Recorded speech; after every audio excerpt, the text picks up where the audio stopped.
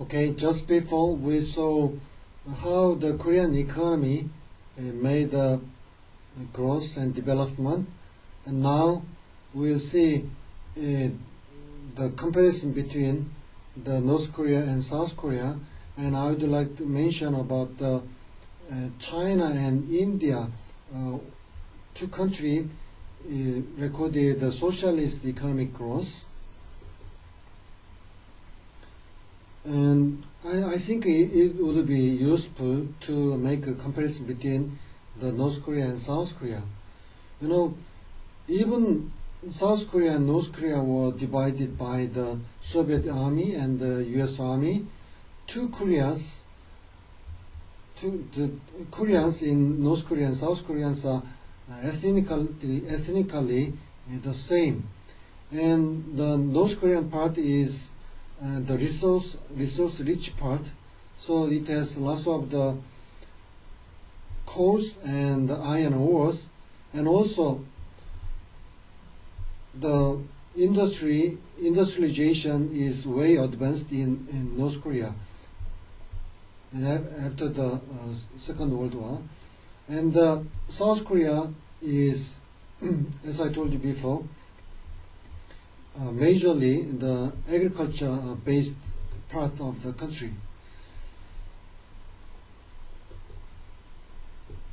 Take a look at this picture taken from satellite at night. You know, in North Korea,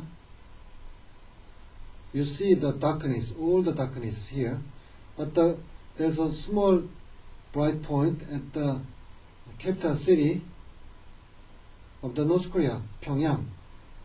But take a look at the South Korea.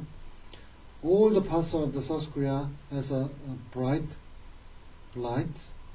Okay. You know, it means that most of the North Koreans, they are not enjoying the electricity. The defectors from the North Korea are witnessing that they are suffering from the shortage of the electricity, so they cannot run the elevator and they cannot enjoy the benefit of the electricity in many parts of the most of the parts of the North Korea. So they could not run heating system by electricity. So you know, it means that they are suffering from very cold winter from October to April every year. And I told you that formerly the North Korea had a strong industrial basis, and also according to the World Bank, the North Korean income was higher than the South Korea up to the middle of the 1970s.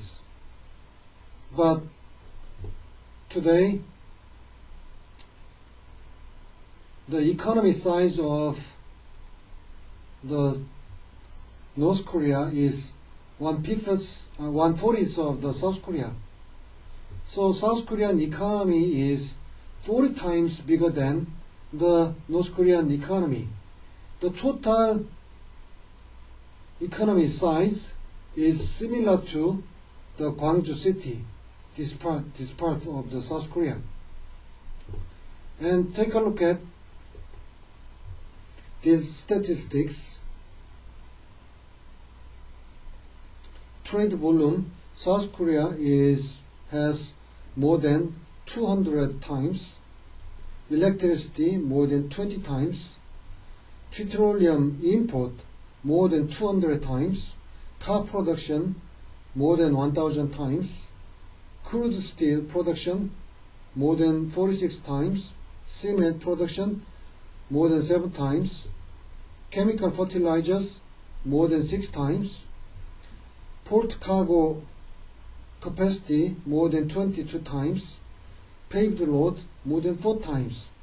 But the production of the coal, North Korea has 10 times that of the South Korea. And the production amount of the iron ore more than 10 times of the South Korea. As I told you before, North Korea has a resource-rich part of the Korea. But take a look at the industries.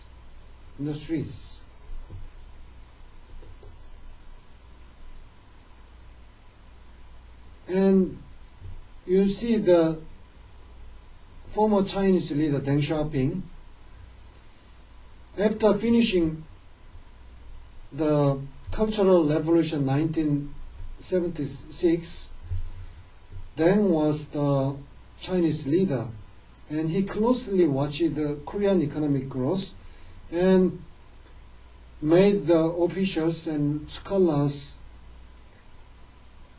to take a look at what's going on in Korea.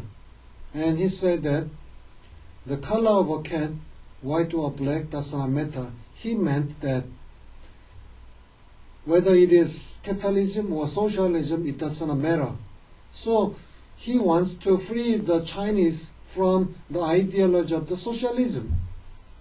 Now, even Chinese are pursuing socialism, they don't care whether it is white cat or black cat. And also, when we experience the very fast economic growth, we try to copy the Americans and also Japanese. It is useful to learn from the world best practice and the world best economies, and then at the time try to learn from Korea. That is a clear thing. And after the reform and opening their markets, China recorded 9% annual growth after the reform in 1979, and China is still expected to grow 7% or 8% per year for decades. And China pursued outward-looking growth strategy. Now it is the biggest recipient of the foreign direct investment, and it has biggest hard currency reserves. And China became the factory of the world. Half of the digital cameras and 2/5 of the computers, and largest consumer of the steel, copper, and cement and coal, and second largest consumer of the petroleum.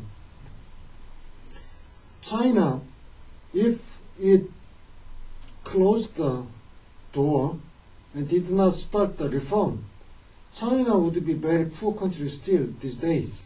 But Korea became a good example. I think North Korea also should learn from South Korea and also from China. The China is a good neighbor to North Korea. So I'd like to ask the North Korean leaders to learn from China and pursue the industrialization and to finish the sadness and the poverty in North Korea. And here's another example. This is the Jawaharlal Nehru, the Indian leader from 1947 to 1964. Under the leadership of the Jawaharlal Nehru, he pursued the socialist economy. India was freed from the United Kingdom, so he did not like the capitalist way, so he pursued the socialist way. He maintained the state control on mining, electricity, and heavy industries and sub-industries. And he, from time to time, checked the private enterprises. And Nehru's state planning and controls impaired the productivity and quality and profitability. And the chronic unemployment amidst widespread poverty continued to plague the populations. But after the downfall of the Berlin Wall and the collapse of the Soviet Union in 1991, the Indian leaders, Prime Minister Rao and Singh, they pursued economic liberalization. and pursued the reform, and the reform reduced the tariff and interest rates and ended many public monopolies and allowed automatic approval of the FDI in many sectors. With this combined, Indian economy is recording strong 7% economic growth in 2000s and 100 million out of poverty every year. And India progressed toward a free market economy with a substantial reduction in state control and increased financial liberalization. India is now 11th largest economy by nominal GDP and 4th largest by PPP. And take a look at the PPP GNI. If you take a look at the United States share of the GNI is 20.6%, Japan 6.5%, Korea 2.0%, China 11.5%, India 4.9%. So here we can see the result of the decades of economic growth and development in Korea and China and India. The capitalist way of the economic growth is not the only solution for developing countries, but here we see some lessons from Korea and China and India. The capitalism is allowing opportunities and also chances to learn from others and removing the rent-seeking activities of the special interest groups and corruptions. And freedom and open press is very important for the development. So, we can learn from the experience of the Korean economic growth and development.